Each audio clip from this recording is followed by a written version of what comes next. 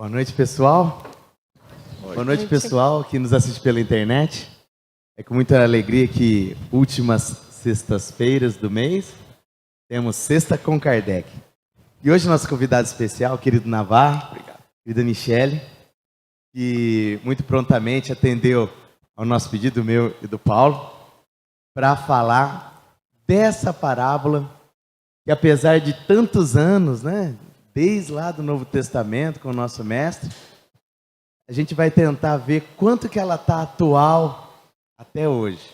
O administrador infiel, ou o servidor infiel, ou o mordomo infiel, são os títulos que a gente encontra ao analisar esse texto de Lucas, né? Capítulo 16, versículos de 1 a 13, que é com relação a essa parábola. Então eu vou pedir para meus queridos se apresentem rapidamente para a gente começar o bate-bola nosso com Sexta com Kardec. Sejam bem-vindos ao programa Sexta com Kardec. Boa noite a todos. Meu nome é Michele, eu sou trabalhadora aqui da casa. Já também trabalhei com o Navarro quando ele estava assim, logo na fundação, né, do seu centro espírita, com os meus pais. Faço estudo aos sábados do Novo Testamento com Emmanuel, com Paulo, né? E o estudo do Evangelho é apaixonante. Então, eu espero que nós possamos tirar grandes lições dessa nossa conversa de hoje. Minhas irmãs, meus irmãos, caros amigos que nos veem pela internet, é um prazer enorme estarmos de volta ao Kardec. O convite que nos foi feito é altamente instigante, nos convida a estudarmos talvez a parábola mais difícil de todo o Evangelho. Fez com que, particularmente, eu tirasse muitas teias de aranha do meu armário, da minha biblioteca, gastasse um bom tempo pesquisando para enfrentar essas feras que aqui estão. De forma que eu sou muito grato à oportunidade, espero aprender muito na noite de hoje com os nossos queridos amigos aqui. Queridos amigos, boa noite, meu nome é Paulo. Estou muito feliz de retornar aqui à tribuna dessa nossa casa para compartilhar as lições de Jesus revividas à luz da doutrina espírita. Essa parábola, no texto final dela, na parte dos ensinamentos, Jesus vai fazer uma recomendação no sentido de que a gente granjeie amigos com as riquezas que nos são disponibilizadas. E é isso que a gente faz muito na doutrina espírita. A gente granjeia essas amizades enriquecedoras para a nossa vida, de maneira que eu fico muito feliz de compartilhar esse momento nesse pequeno grupo de 4 pessoas, recordando as lições de Jesus. Então, pessoal, e para você que está em casa, esse encontro de hoje, na verdade, é o terceiro encontro dentro de 3 parábolas que falam da nossa relação com o dinheiro, da nossa relação com bens materiais. E os programas anteriores, que foi a parábola do rico insensato, do rico e Lázaro, nessa ordem, está disponível no YouTube, né, para você pegar o fio da meada anterior. Mas a de hoje é a que fecha com chave de ouro esse assunto, né, Paulo? Jesus vai dar uma radicalizada aqui. Na verdade, Jesus vem e anuncia um reino. Só que é um reino que não é daqui, não é do agora, né? Ele vai dizer isso, inclusive, a Pilatos: meu reino não é desse mundo, por enquanto ele não é daqui. Mas é um reino que deve merecer a atenção dos discípulos, né?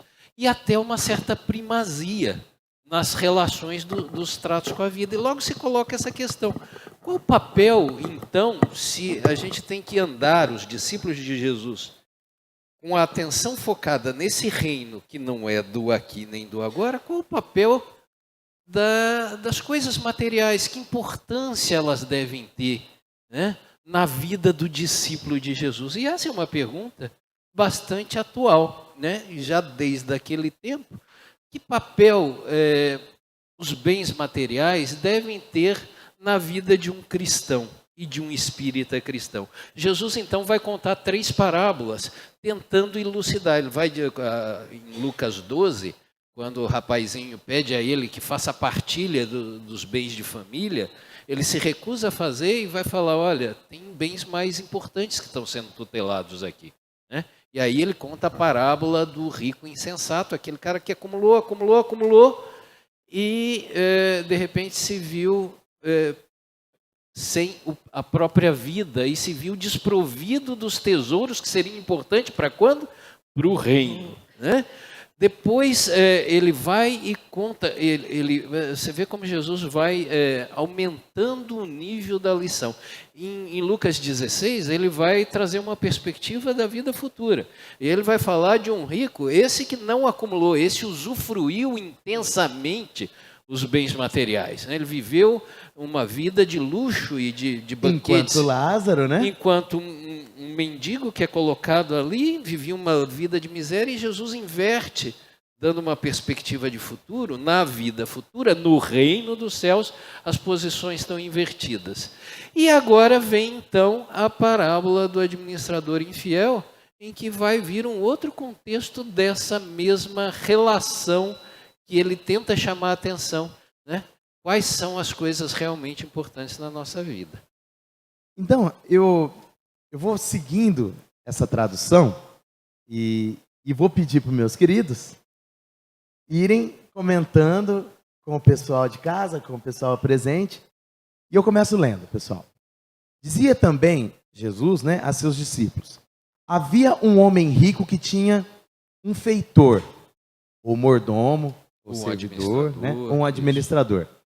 E este foi acusado diante dele como quem havia dissipado os seus bens. Ele o chamou e lhe disse: que é isto que ouço dizer de ti? Dá conta da tua administração, porque já não poderás ser meu feitor, ou administrador, ou mordomo. Então aqui passo a bola para os queridos darem essa introdução na história que Jesus conta sobre parábolas. Primeiro as mulheres. Primeiro as mulheres? Vamos lá, Mi. Direitos iguais. Nessas horas não é muito bom essa primazia. Não, mas vamos lá. Então, o que a gente precisa primeiro compreender, né? Jesus utiliza as parábolas não como uma história para crianças, né? As parábolas, elas são histórias sim, mas que trazem profundos ensinamentos. Então ele utiliza o quê? De personagens, de atividades que as pessoas que estavam ouvindo estavam acostumadas, porque naquela época era comum isso, uma pessoa de grandes posses ter uma pessoa para administrar todos os seus bens. Então, esse seria assim, né, um primeiro contexto. Era uma característica da época. Só que aí, será que eu já vou dar uma de spoiler? Não, fica à vontade. Para falar quem que é o administrador? Já pode falar quem é que é administrador, pode. Quem que é o Porque senhor? Nós já temos a figura, né, do feitor, administrador, né, Paulo? Sem dúvida. E aí, aqui nós já detectamos o quê? 2 personagens, né? O senhor, que era bastante, né, rico, e o seu administrador. Então, já tem esses 2 personagens. Quem que seria o senhor rico? O que vocês acham? Comparado a quem? Tudo bem, ali na história era, né, uma pessoa de muitas posses, mas nós podemos comparar o senhor a Deus, né? E o administrador?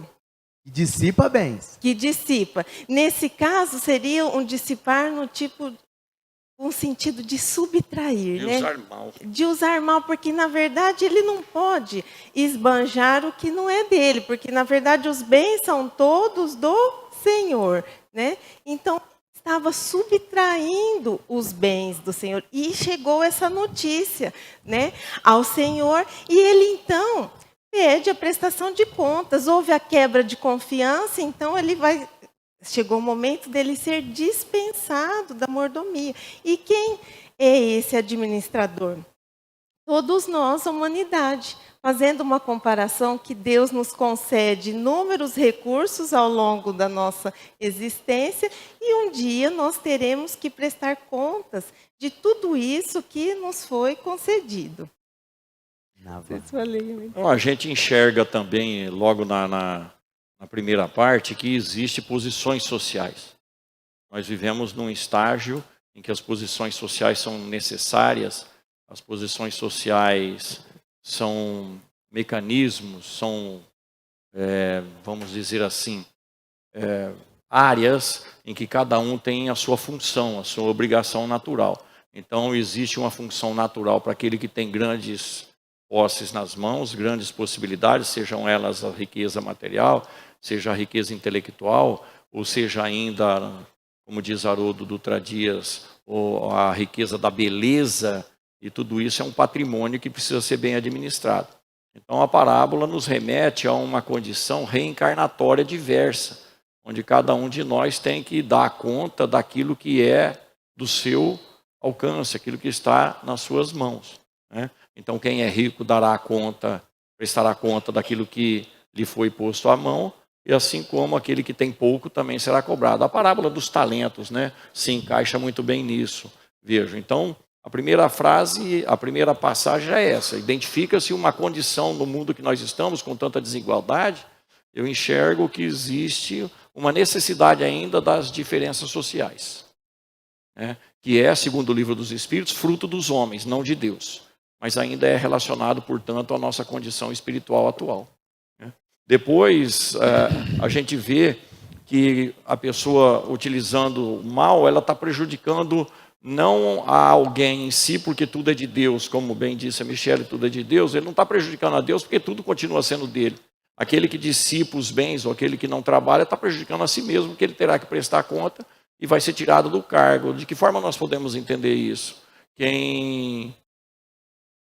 E no final da parábola vai ser dito, né? Se você não é fiel no pouco, você não poderá ser colocado sobre muito. Que também é o final da parábola dos talentos. Exatamente. Jesus sintetiza muito bem isso, para que nós que reclamamos, entre aspas, né, da atual reencarnação, por estar sendo muito difícil, por estar sendo complicada, muito sofrimento, se queremos reencarnações melhores, é preciso administrar bem essa. Uhum. Para que nós possamos ter acesso a novas possibilidades. Também tem muito a ver com... Agora, no versículo 2 ali, ele fala de uma prestação... O Senhor chama o administrador a uma prestação de contas.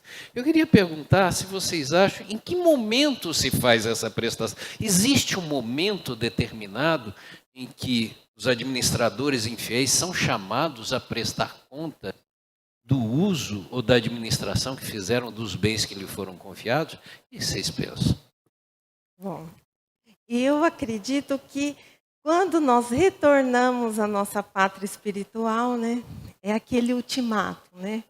Aí vai nos ser perguntado, não, até tem essa... Ali é a rescisão do contrato. Ali é inquestionável, né?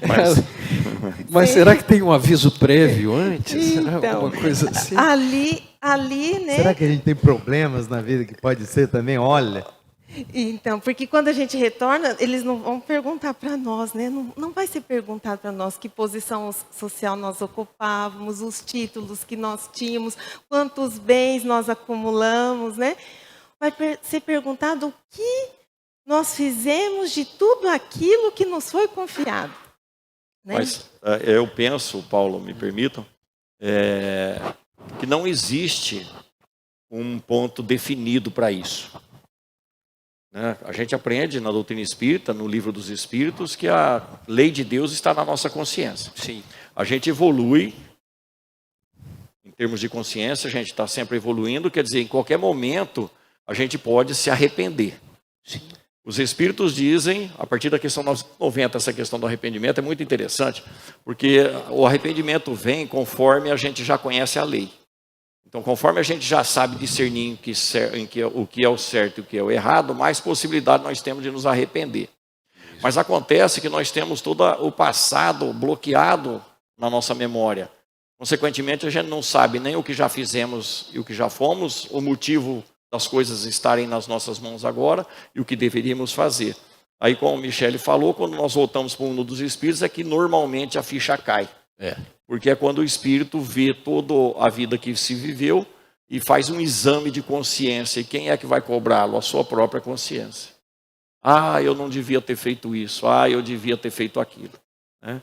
Esse arrependimento está muito bem retratado na parábola do filho pródigo. Sim. Cair em si do menino Depois do sofrimento. depois do sofrimento. Então o sofrimento é uma necessidade. Que vem uma como um necessidade. bilhetinho de Deus, filho, não volta para casa, não é aí. Mas ele, bom, nós estamos mudando. Então a gente precisa mudar o foco, né, com relação a de que forma a gente enxerga o sofrimento, porque ele é uma bênção em nossas vidas. Sem dúvida. Não quero ele não, mas ele é uma bênção. Sim. Agora, veja que nós corremos o risco, é um risco inerente, a ser tirado da mordomia, ou ser tirado da administração. Inclusive nessa por mesma mau vida. Né? uso. Exato. Não há. Inclusive nessa mesma vida. Não há. Sim, com certeza.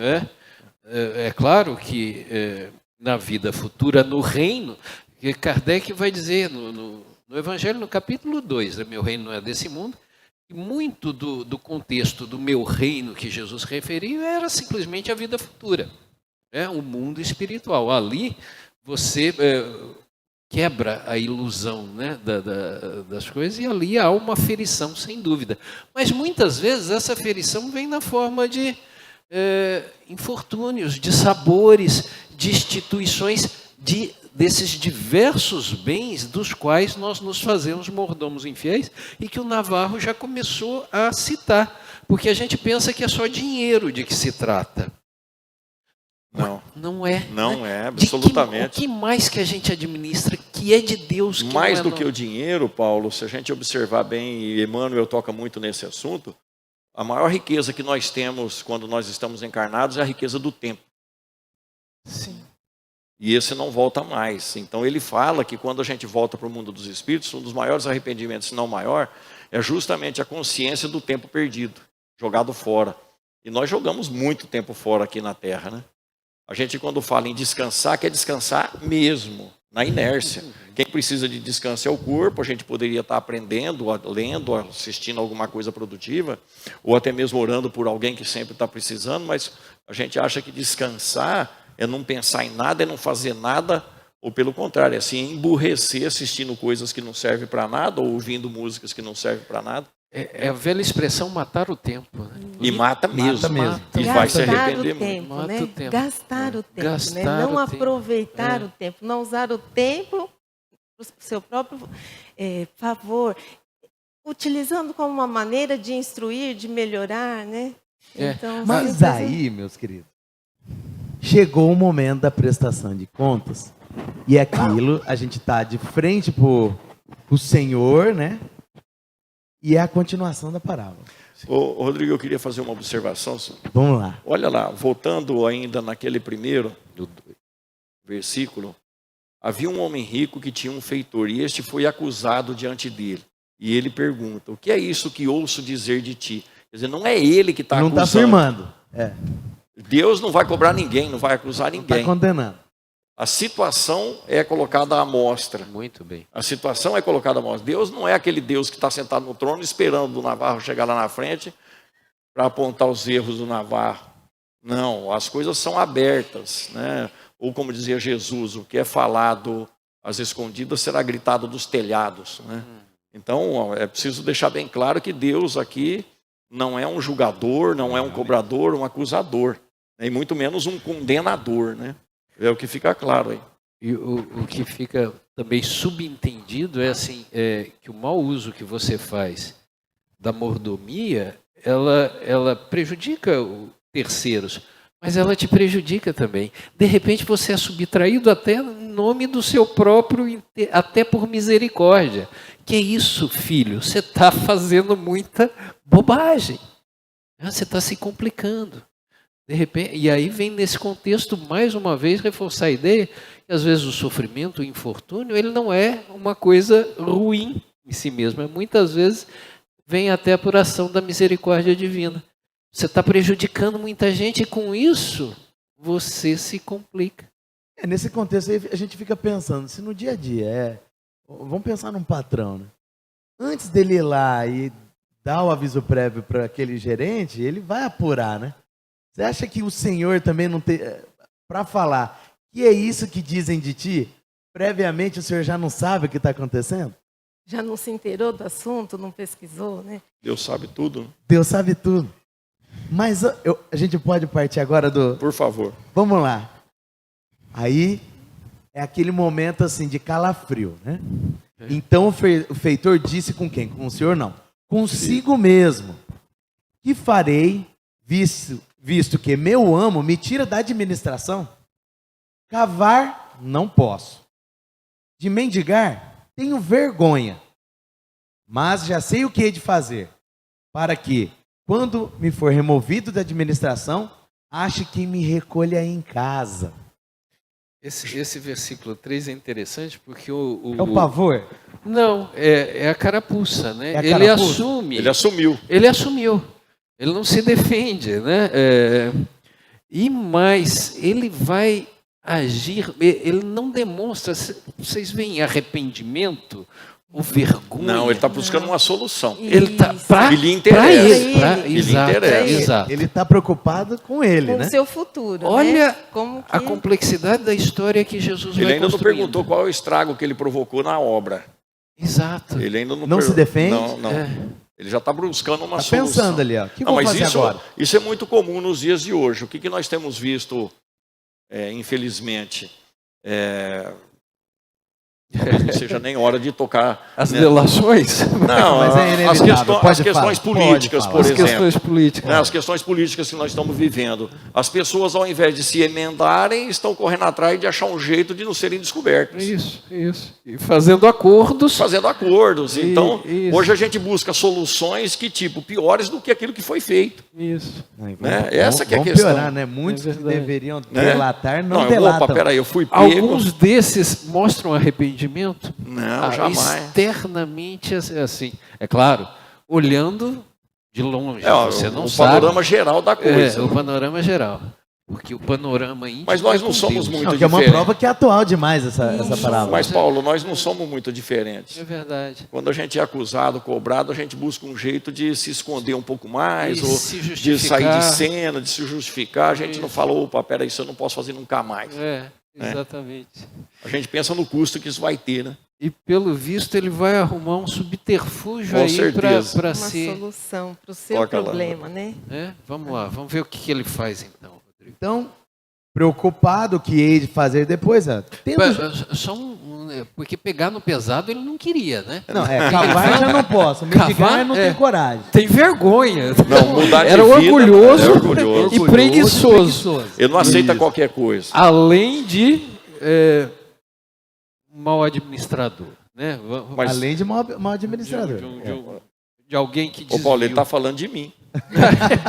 Ele está falando de mim. Se eu sair da minha posição, eu não quero coisa pior. Entendeu? Ou então linkando, pessoal. O orgulho e a preguiça, eu tô nessa também, viu? Nosso irmão aqui foi pego com a boca da botija, o senhor veio, o que estão dizendo de você? Aquele tempo, é como se o mundo parasse, pum, parou. O que eu vou fazer? Eu não consigo trabalhar e não vou pedir esmola. Aí ele, tendo chamado, pois, cada um dos devedores do seu amo, você que deve para o meu patrão, disse ao primeiro, quanto deves a meu amo? E este lhe respondeu, 100 cados de azeite. Ele então lhe disse, toma a tua obrigação. Eu imagino uma nota promissória, né? Exatamente. Eu também. Senta-te depressa, e descreve outra, de 50. Só outra promissória aqui. Desconto bom. E Não é? era de 100, me dá ela aqui e escreve uma que você deve 50. Depois disse a outro, e tu, quanto deves? Respondeu ele, 100 coros de trigo. Disse-lhe o feitor, toma o teu escrito e escreve 80. Vamos fazer uma pausa aqui, O pessoal. que ele fez, Mi? O Senhor está apontando para ele, o que estão dizendo? Você está dissipando os meus bens. O mundo parou, ele ficou pensando, e agora? O que eu vou fazer? Chama os devedores do patrão e dá desconto para todo mundo?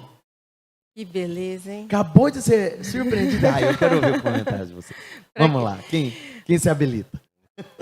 Mas Primeiras eu de mulheres. novo, meu Deus, olha, aqui tem duas vertentes, né? Existem duas assim, pelo que nós já conversamos, mas são vários os olhares. Eu, pelo meu olhar, pela minha leitura, eu acredito que ele diminuiu a dívida, né, desses arrendatários, porque na verdade eram pessoas que arrendavam as terras do rei e do senhor, e elas iriam pagar com uma produção. E essa produção era certa. A colheita tivesse sido boa ou não, eles iam pagar aquilo. Então, o risco era do arrendatário. Então, na minha leitura, ele fez o quê?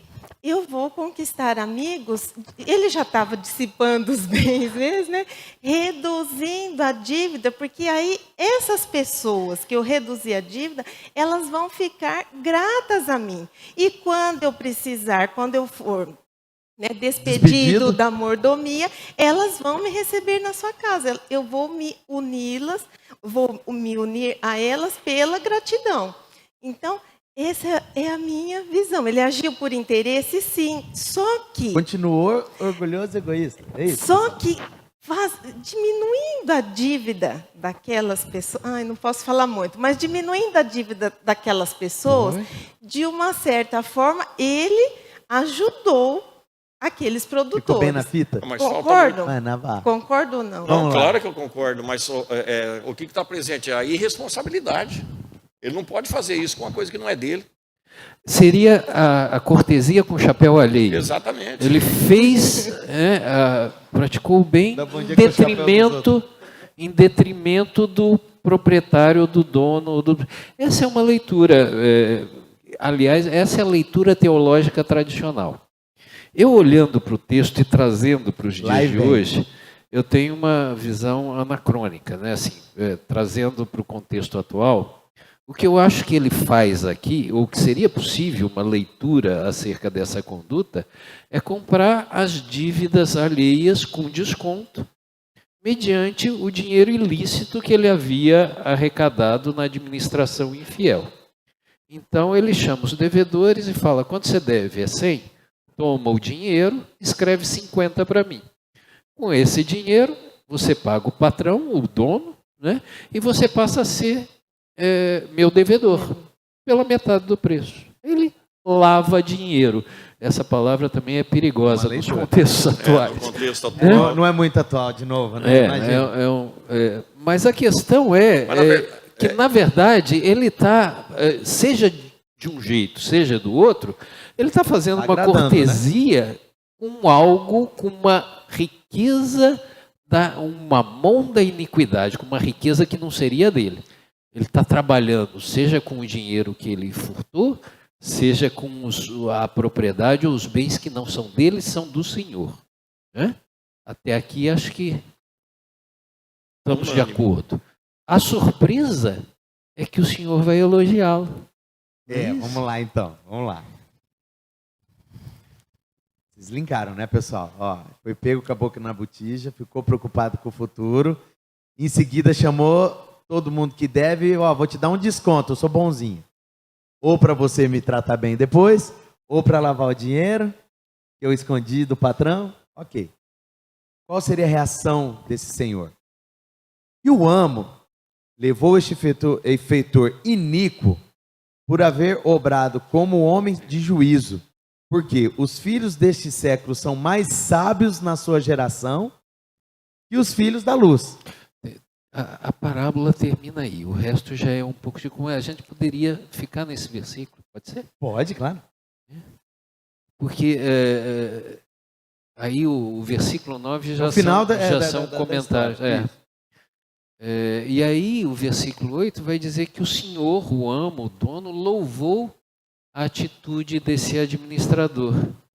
E aí tem algumas falas, algumas frases que são bastante interessantes quando ele fala assim, porque os filhos desse tempo são mais prudentes, é isso? Prudentes, sábios, dependendo da tradução. Que os filhos, vamos trocar a palavra, né? Prudentes, não espertos. Espertos. Mas isso. segundo o mundo, porque os filhos desse século significam os filhos desse instante. Isso que eu ia desse momento, dessa cultura. Então as pessoas do mundo material, dessa evolução. Na verdade, talvez do mundo material, pode ser? Com certeza. Mas talvez a gente pudesse olhar essa passagem. O amo louvou o cara que foi pego na boca da botija. e saiu dando desconto para todo mundo. Pessoal, Talvez- me explica isso, pelo amor de Deus. Rodrigo, a gente precisa ir para o lado pessoal da coisa. Então eu vou falar do meu ponto de vista. Eu acho que essa questão desse louvor, desse elogio, é pelo lado irônico. Você é muito esperto, mas em cima de coisa errada. Eu acho que a gente pode levar, porque não é possível que um ser que está cobrando contas, está reclamando que é seu, possa elogiar uma pessoa que está passando ele para trás. Então eu vejo nesse instante, né, que esse louvor, esse reconhecimento de uma esperteza é no sentido irônico da coisa. Então, aquela minha interpretação, ela harmoniza essa dificuldade. Porque, nesse caso, o patrão não seria lesado. Ele receberia a integralidade da dívida. Né? Ele fala, toma o 100, paga. Ele faz uma triangulação ali. Então, nesse sentido, o louvor seria viável. Mas é porque a gente não sabe no que o patrão está sendo lesado. O patrão já havia sido Não, a gente lesado. não sabe, mas não Exato. sabendo no que ele está sendo lesado. Exato. Agora, se a gente pensar que esse patrão é o Senhor, é Deus, Que sabe tudo. será que Deus poderia louvar atitudes espertas que a gente tenha, que vão beneficiar terceiros, ainda que seja pelas razões erradas? Será que o bem feito por razões inadequadas, ou até mesmo o bem feito de uma maneira inadequada, como é esse caso, aqui você tem um motivo melhorar? errado, só terminar, o motivo errado e a forma errada, mas a atitude beneficiou. Você já pensou quando ele usar essa inteligência para o bem? Não, imagina Sim. Então o elogio é para o atributo inteligência que já está num certo nível de desenvolvimento, mas ainda está sendo utilizado mal. Então o elogio vem pela inteligência, mas não na... O elogio vem pelo efeito. Não, deixa eu falar uma coisinha. Não, você Se não fosse vai você, falar. ó, se fosse você aí de casa, ou qualquer um de vocês aqui, que tivesse ganho um descontão Isso. Vocês rezariam do por esse funcionário de quem você deve. cara? Volta a bola pra vocês. Volta a bola. Se fosse eu que será tivesse... que essas pessoas ficariam Como é que eu ia gratas? encarar Se esse for uma cara? pessoa que pensa como ele, vai ficar contente. E se for uma pessoa que tem brio, que tem consciência, não vai aceitar. É como nós num caixa de supermercado. Se você receber um troco a mais, Mas você e se devolve... eu não sei você... que ele tá fazendo isso? Se eu acho que é o patrão que tá dando? Porque, na verdade, Tipo ali... um saldão da dívida lá e chama todo mundo, quem deve, vão dar desconto para fazer um acordo. Mas aí é aberto a todos, né? Não a meia dúzia? Não a meia dúzia. A coisa é Adoro um divulgada. pouquinho, Vamos lá. O problema é, você recebe um desconto que você não merece e sabe que a pessoa está prejudicando aquele que é dono do patrimônio. Nesse caso, eles O que é que não você sabiam, faz? né? Eu acho que ninguém sabia, né? A pressa Era muito, do... vem cá, me dá a tua dívida aí. Há uma Agora con- você deve 50. Há uma construção teológica em torno disso. Quando ele fala assim, o patrão não o demite imediatamente. Ele está de aviso prévio e nesse interregno Ninguém ele sabe, tem né? um tempo Ele é o e feitor ele ainda. chama rapidamente os devedores e renegocia ali sem para que aquela ação não tivesse a publicidade que ele não tinha mais a mordomia para fazer aquilo.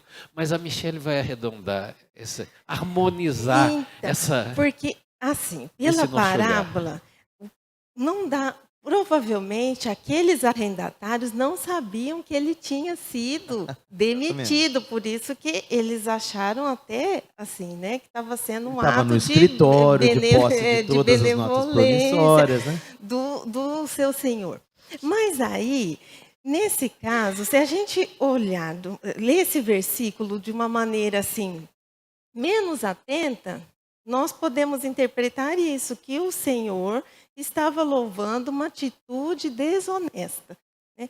Só que jamais Jesus iria, né, nos transmitir o ensinamento incentivando a conduta desonesta. Então, nós precisamos tirar o quê? Aquele espírito da letra. Então, se nós pensarmos o seguinte, vamos recontextualizar. aquelas pessoas, aqueles arrendatários, eles tinham grandes dívidas, né? Porque era um pedaço de Pagado, terra né? até Azeite considerável. era uma coisa muito rara e cara, né? Porque os 100 Batos.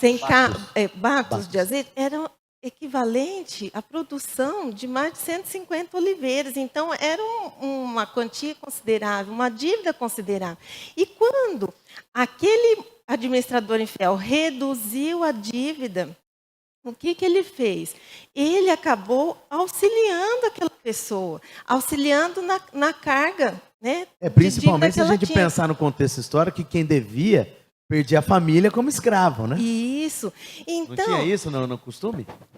Ou estou enganado? o que acontece? Por interesse pessoal, sim, para tentar resolver a sua vida, sim, se foi diminuindo a dívida ou se foi comprando a dívida, mas de qualquer forma, esse administrador infiel, ele auxiliou aqueles devedores. E aí, a conduta que é elogiada não é essa da esperteza, mas é o do bem que ele causou àquelas pessoas. E aí me lembra uma frase que eu li essa semana no livro Ação e Reação, no capítulo 6, quando André Luiz que fala o seguinte, que todo bem realizado, com quem for e seja onde for, constitui recurso vivo atuando em favor de quem o pratica. Sem dúvida. Então, eu acredito que seja nesse sentido que o Senhor tem elogiado, porque com interesse pessoal ou não, mas ele auxiliou, né? E esse bem que ele fez para o outro, ele vem em benefício a quem praticou. Por quê? Porque essas pessoas vão nutrir por esse administrador a gratidão, né? E naquela época a reciprocidade era também louvável, né? um hábito bem praticado, né? A pessoa me ajudou, eu vou ajudar. A verdade é que esse versículo ele é teologicamente insolúvel. Sim.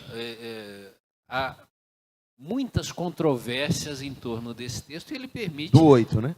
do versículo 8 e da parábola em geral, né, que vai levar.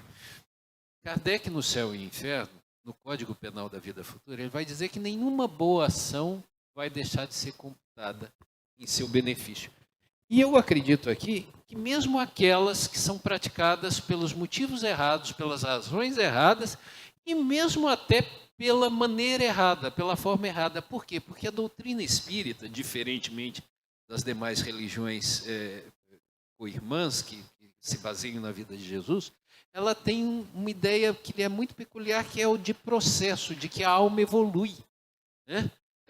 Para as demais religiões, não há esse processo evolutivo. Tudo é resolvido numa única existência, né?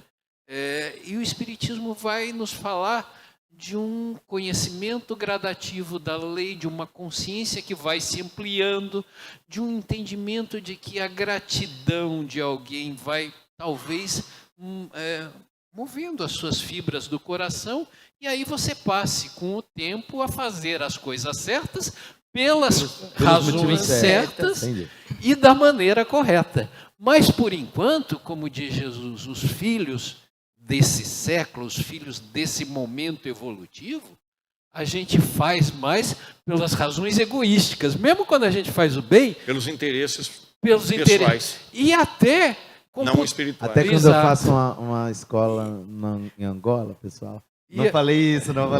E às vezes até pensando no bônus hora, né? Vou fazer, né? Porque eu vou.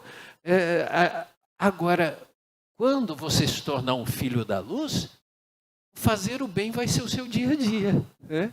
E a gente vai agir sempre por misericórdia. E vai ser. A Michele tocou no assunto sobre o âmbito espiritual, que é o mais acertado, porque a letra mata. Né? Exato. Então, se a gente observar que o Senhor é Deus, o prejuízo que a gente possa estar causando a Ele é nulo, porque Ele dono de tudo, perfeito, mas é evidente que Ele terá a sua própria providência divina que corrigir as coisas que nós fazemos de errado, as situações, né? Para nos remeter ao aprendizado. Aí fica denotado, ainda usando a ótica da Michele, a questão da misericórdia. E todos nós estamos convivendo com pessoas que sofrem, e muitas delas sofrem muito mais que nós. Então, diante das riquezas que tenho quaisquer que sejam elas. O que é que eu estou fazendo com as dívidas, entre aspas, espirituais daqueles que convivem conosco? Então, eu preciso ajudá-los a carregar o fardo da vida, ou a tirar o peso deles. Né?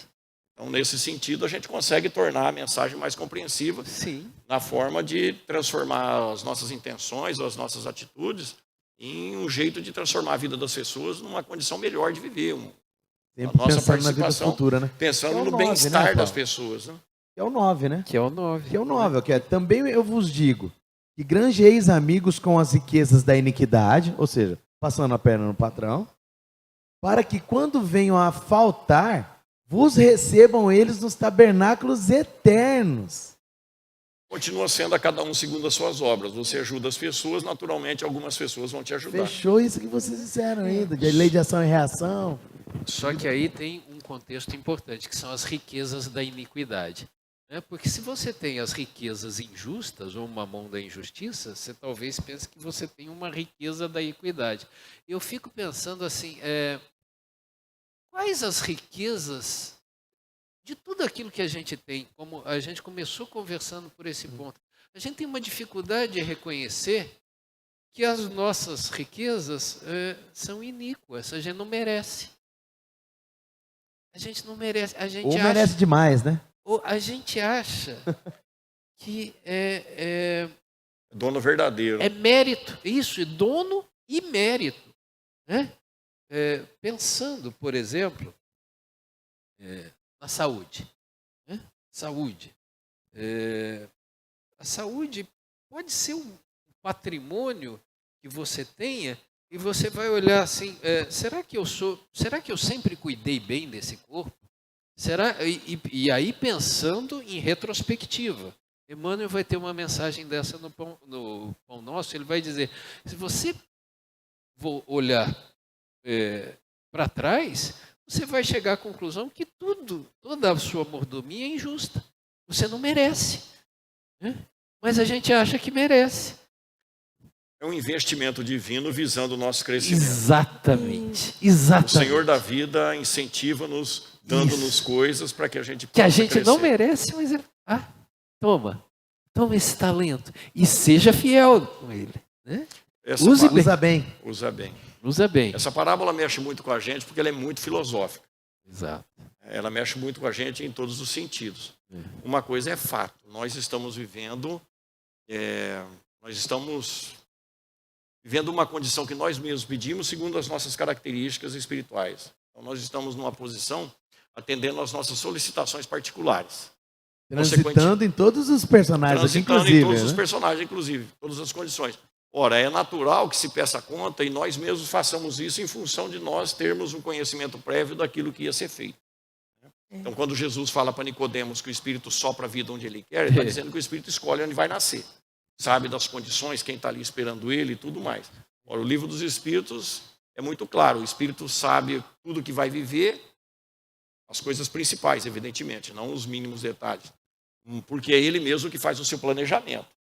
Então, tudo aquilo que está em nossas mãos, essa riqueza toda, não é uma questão de merecimento, é uma questão de misericórdia divina que nos concede oportunidades e possibilidades para que o nosso espírito cresça. Mas você diria que o patrão aposta em nós? Com certeza. Ele fala, você vai dar conta, cara. Vai Mas lá. olha, Paulo... Eu te dou aviso, continua aí administrando meus bens, mesmo eu te pego. Nós poderíamos usar aqui uma frase, uma opinião do Haroldo Dutra Dias. Ele fala, quando Jesus olha para o Navarro, ele está vendo um Emmanuel daqui a 5.000 anos, entendeu? Isso, exato. Então Exato. Jesus olha o lá na frente. O olhar de Jesus, né? É o olhar de Jesus, o olhar da misericórdia Jesus. divina é lá na frente. Ele sabe que mais cedo ou mais tarde nós vamos chegar lá. Por isso que ele pode elogiar a conduta iníqua que produziu um bom resultado. Você é um cara inteligente, está fazendo coisa errada, mas já é inteligente. Já é um... porque ele poderia pegar para ele, né? Já é um começo de bem, né? Porque, na verdade, isso que você falou, né? Jesus olha para nós e ele vê todo o nosso potencial, né? Ele não vê a semente, ele vê aquela árvore frondosa que vai nascer, né? E ele espera tudo de nós, né? Na verdade, ele vê um espírito que está fadado à perfeição. Isso. Somos deuses. E ele está mexendo as peças da vida em torno de nós. Sim. Vou preparar-vos o lugar Isso. para que a gente possa crescer sempre. Então, Exato. essa parábola, Dentro de um processo. dentro de um processo de aprendizado, onde a lei de ação e reação funciona, o do esforço próprio, e a cada um é dado segundo as suas obras. Sem dúvida. Então, quem vai ser feliz primeiro? Aquele que se esforçar mais, se adequar mais à lei. Exato. Que é a introdução do 10, 11, 12. Aí, todo esse... E olha só, aí depois disso tudo ele continua. Jesus agora. O que é fiel no menos, também é fiel no mais. E o que é injusto no pouco, também é injusto no muito. Se, pois, não fostes fiéis nas riquezas injustas, quem haverá de vos confiar as verdadeiras? Se não fostes fiéis no alheio, quem vos dará o que é vosso? É O que a gente pode... Isso, né? Fiel no mais, gente. É você, quanto é fiel no mais, é você ter muitas possibilidades e ser fiel à lei. Qual lei? A lei moral. No contexto da parábola. No contexto da parábola, é a quantidade de bens que ele tem nas mãos administrando. O contexto é o poder que ele tem na mão. Ele tinha poder para fazer desaparecer as dívidas. Ou aliviá-las. Aliviá-las até mesmo fazê-las Exato. desaparecer. Ainda que pensando em si. E você acha... Sim, mas olha, porque essa questão da amizade é muito interessante. Jesus, quando fala dos amigos, a gente precisa pensar bem nessa questão. A gente escolhe muito ainda os nossos amigos. Quem outro vale a olhar, pena. né? Porque ele chamou 2 aí na parábola. Então, Quantos não deveriam dever para esse patrão? Jesus, quando fala a respeito no Evangelho, ele fala para os próprios servos, para os próprios apóstolos, né? Que eram pessoas simples, ignorantes e tudo mais. Falou: eu já não mais os chamo servos, mas amigos. Isso. Então existe uma diferença aí nas relações humanas, pessoas que a gente deve estreitar sempre afeições, deve estreitar, né, os sentimentos.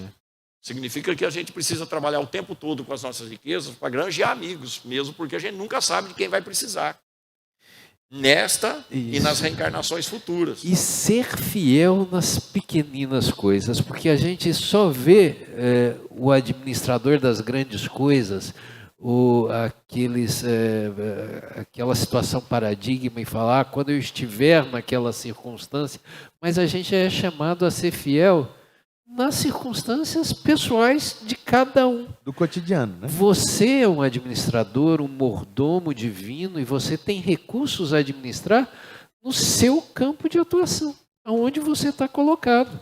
E se você não for fiel nessas pequeninas coisas, você não vai ser colocado em situações maiores, até para te preservar, até para que você não meta mais os pés pelas mãos, né?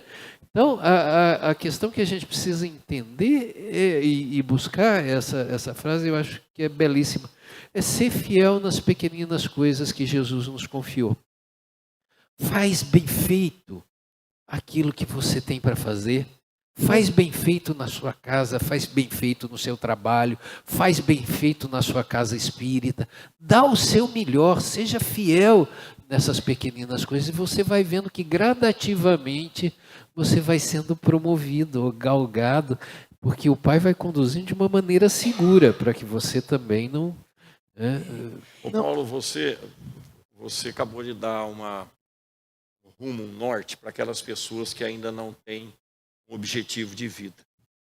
E muitos de nós hoje não sabemos exatamente o que fazer da vida, o que vai ser da minha vida, o que eu devo estudar, onde eu devo trabalhar, o que eu devo fazer. Comece pelo mais simples, comece pelo básico, fazendo coisas boas. Né? Comece construindo uma vida... Você lembra da sogra do Pedro? Quando ela foi curada, ela levantou e foi fazer o almoço, fazer a janta. Né? Diz o texto bíblico, ela passou a servir Jesus. Ali, ela não saiu para fazer uma pregação, para fazer uma palestra, para fazer nada. Ela foi fazer o almoço. Ela foi cuidar da família. Né? É no contexto que você está, você pode ser... Ou seja, partiu para a ação. Né? Mas, exato. Reconheceu, né? Reconheceu a ação divina na sua vida e começou a retribuir. Mas esse é um problema muito grave em nossa sociedade hoje, porque a gente volta à questão do egoísmo. A gente Aí não é que eu ia perguntar agora. Ó. Como é que eu posso ser injusto no pouco, injusto no muito, ou fiel na riqueza injusta? Eu queria entender isso, pessoal. Não, mas quando os espíritos... É o normal acontecer isso? Na tua... Injusto no pouco. Também a gente, pessoa, tem... Dá um exemplo aí prático pra Não, gente. não- Atual. Em todas as possibilidades, sejam materiais ou não, as pessoas que têm poucas possibilidades podem ser injustas no pouco que têm, usando mal, usando errado. Você pode Porque não pensar só pra assim. si.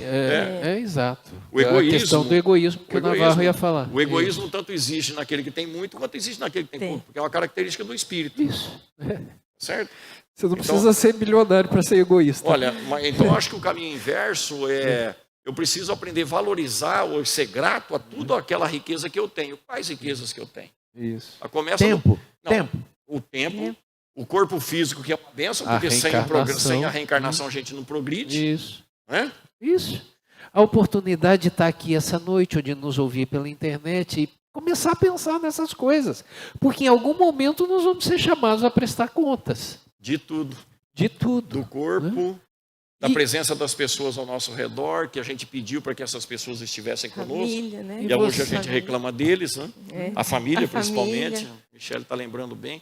Ora, o nosso maior benefício começa pela família.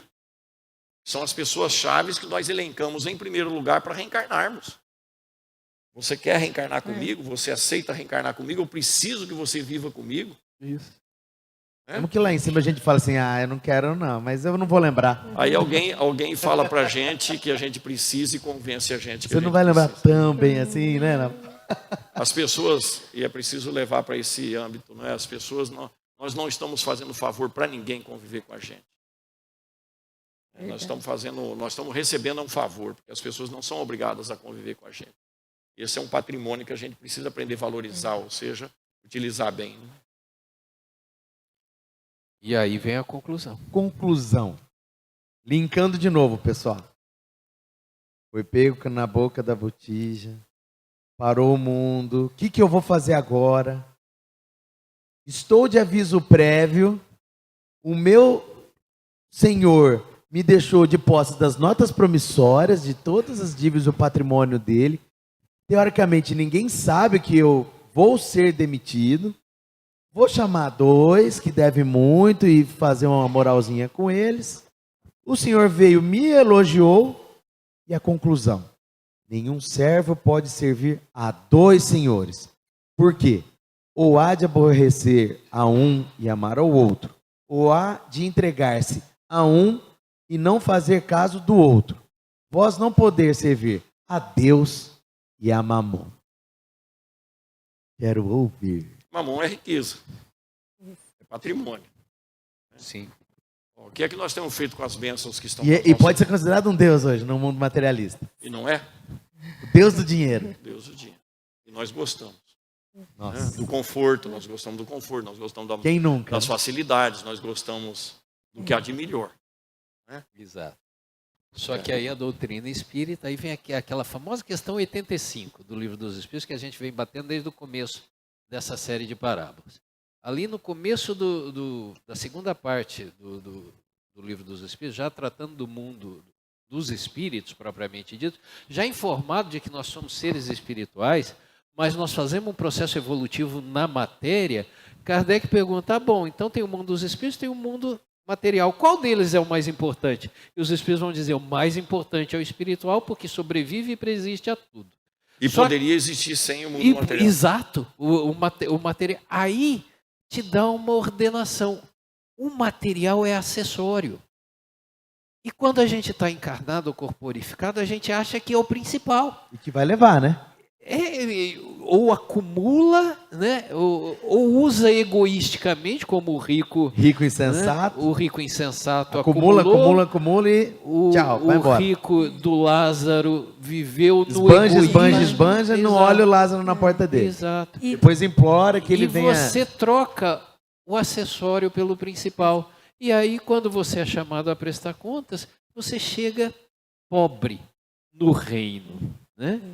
Você inverte, fala. porque, na verdade, nessa parábola, eu acho que Jesus ele vem nos situar né? Ele vem Isso. dizer o seguinte, que esses bens pelos quais nós lutamos tanto, que nós desejamos tanto, não são nossos, são do Senhor, né? É Deus, na sua misericórdia, que nos concede, porque esses bens, eles são necessários para o nosso crescimento, para a nossa evolução. Então, nós aprendemos a administrar as grandes coisas administrando as pequenas, Isso. né? Então, nós aprendendo a administrar os bens materiais, as pequenas adversidades da nossa vida, nós vamos adquirindo a inteligência, a capacidade, nós vamos As desenvolvendo verdadeiras riquezas. as a verdadeiras moralidade. riquezas. Então, ele vem, assim, como dizem os jovens, Jesus, nessa parábola, ele vem mandar real para nós, né? Ele vem falar, é o seguinte, minha sobrinha que fala, manda real. Ele vem mandar real o seguinte, nada é nosso, mas nós somos o quê? Usufrutuários, depositários. E aí, a outra grande Surpreendido lição... usando mal, né? Isso. A outra grande lição dessa parábola, além dele mandar real para nós, ele vem nos convidar à fidelidade. A fidelidade ao Senhor. Porque aí ele fala, não dá para servir a Deus e a Mamon. Quer dizer, esse Senhor que nos concede tudo e as riquezas. Você vai ter que fazer a sua escolha. Apesar de nós necessitarmos dos bens materiais para vivermos, porque somos materiais, precisamos nos alimentar, nos vestir. E a riqueza tudo. gera emprego, né? Gera Isso. dignidade. Só que, então nós precisamos utilizá-la para o nosso progresso. Mas por isso que a riqueza é provação pior do que a pobreza. Isso. Porque ela é mais difícil de ser administrada. É. Então a pergunta é, se for tirado de você o patrimônio que você tem, como é que você reage? Qual é o patrimônio seu, o corpo? Se você ficar sem ele hoje porque ele acabou a vida, como é que você vai conviver como espírito sem o corpo? Na riqueza que nós temos material, na possível riqueza que nós possamos ter. Hoje você anoitece milionário, amanhece paupérrimo. Como é que você vai reagir? São essas possibilidades que estão à nossa disposição que precisam levar em conta. Nós precisamos levar em conta. Como eu vou reagir se eu perder o que tenho nas mãos? Seja o próprio tempo de vida pelo esgotamento da vida física, sejam os benefícios materiais. Então é preciso estar sempre raciocinando, como a Michele falou, em termos de espírito. Isso. Ter as coisas sob controle e sob a ótica do espírito, Isso. fazendo uso daquilo. É errado ser rico? Muito pelo contrário, como o Rodrigo falou, é mecanismo de progresso e de alívio, e de construção de saúde, de inteligência, de educação e tudo mais. A questão volta para cada um de nós. O que é que eu estou fazendo com o meu patrimônio e o que eu faria se já não o tivesse nas mãos? Porque um dia vai acontecer isso, a não ser os valores do espírito que esse permanecem. São Pela as imortalidade riquezas afora. verdadeiras. Oi? Que são as Que riquezas. são as riquezas onde verdadeiras. as traças O não resto é roem. passageiro. O resto é meio. Meus queridos, infelizmente nossa campainha bateu. E para você que está nos assistindo pela internet, para vocês que estão aqui, quando todos nós aqui formos chamados pelo Senhor a prestar contas do patrimônio que confiou a gente, quer seja ele material, quer seja ele intelectual, o nosso tempo. Será que eu tenho tempo para conversar com a minha tia que está na cama? Será que eu tenho tempo de ensinar uma criança a gostar de uma leitura? Faça essa pergunta para você aí de casa, faça a sua pergunta aqui. E a gente encerra mais um Sexta com Kardec com essa divina mensagem de nosso mestre, encerrando essa série de 3 parábolas. Muito obrigado, boa noite a todos e até a próxima.